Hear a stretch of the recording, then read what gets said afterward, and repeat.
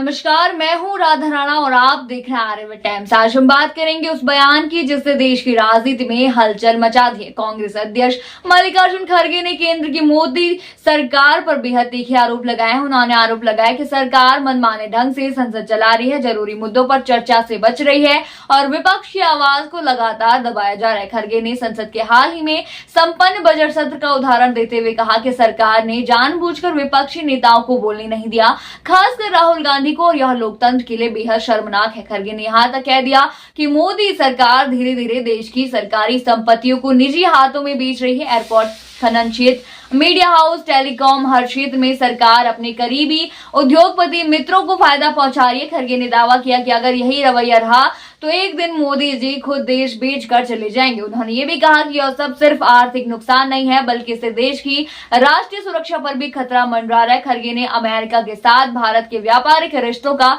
जिक्र करते हुए कहा कि अमेरिका ने भारत पर 26% टैरिफ लगा दिया, लेकिन संसद में इस पर चर्चा तक नहीं हुई। इससे साफ जाहिर होता है कि मोदी सरकार कितनी गंभीरता से लोकतंत्र और अंतर्राष्ट्रीय संबंधों को ले रही है। जी हाँ, कांग्रेस अध्यक्ष ने कहा कि जब संसद रात 5 बजे तक चल सकती है तो जरूरी मुद्दों पर चर्चा से क्यों भाग रही है सरकार। इतना ही नहीं, खड़गे ने चुनावी संस्थाओं पर भी गंभीर आरोप लगाया। उन्होंने कहा कि चुनाव आयोग जैसे संस्थान अब सरकार के अधीन काम कर रहे हैं और ईवीएम के जरिए चुनाव में गड़बड़ी की जा रही है। उन्होंने कहा कि विकसित देश बैलेट पेपर की ओर लौट रहे हैं, जबकि भारत में ईवीएम को लेकर लगातार संदेह बनाए जा रहे हैं। उन्होंने चेतावनी दी कि देश के युवा जल्द ही उठ खड़े होंगे और बैलेट पेपर की मांग करेंगे। विपक्ष शासित राज्यों के साथ केंद्र सरकार के रवैये को भी खड़गे ने मुद्दा बनाया। उन्होंने कहा कि पिछले 11 वर्षों में विपक्षी राज्यों के साथ सौतेला व्यवहार किया गया है। केंद्र से मिलने वाली सहायता में भी भेदभाव किया जा रहा है। मुख्यमंत्री बार बार आग्रह करते हैं, लेकिन केंद्र सरकार नरेगा जैसी योजनाओं के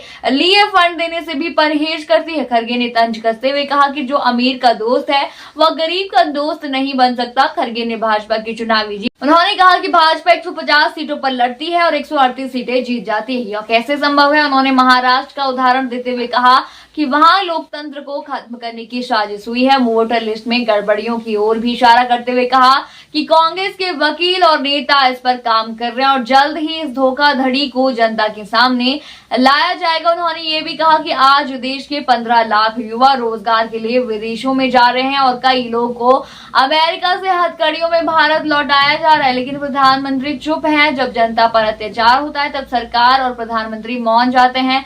खड़गे ने कहा कि बार बार यह जताया जा रहा है कि भारत का विकास 2014 के बाद ही हुआ है, जबकि सच्चाई यह है कि चंडीगढ़ के बाद सबसे आधुनिक शहर गांधीनगर कांग्रेस के जमाने में ही बना था। अंत में खड़गे ने दलितों पर हो रहे अत्याचार का मुद्दा भी उठाया। उन्होंने बताया कि रामनवमी के दिन एक दलित युवक मंदिर गया, लेकिन जब वह बाहर निकला तो वहां मौजूद लोगों ने गंगा जल से उस जगह को पवित्र करने का प्रयास किया। खड़गे ने कहा कि दलित भी हिंदू हैं और उनके साथ ऐसा व्यवहार करना शर्मनाक है। उन्होंने यह भी पूछा कि प्रधानमंत्री 11 साल से सत्ता में है, 13 साल मुख्यमंत्री रहे, क्या उन्होंने गरीबी हटाने के लिए कुछ किया? तो कुल मिलाकर कांग्रेस अध्यक्ष मल्लिकार्जुन खड़गे का यह बयान सिर्फ एक भाषण नहीं बल्कि एक गहरी राजनीतिक चेतावनी भी है। आप क्या सोचते हैं इस मुद्दे पर? हमें कमेंट सेक्शन में जरूर बताइए और बने रहिए आर्यभट्ट टाइम्स के साथ ही चैनल को सब्सक्राइब करना न भूलें और हमारी फेसबुक और वेबसाइट के साथ भी जरूर जुड़े।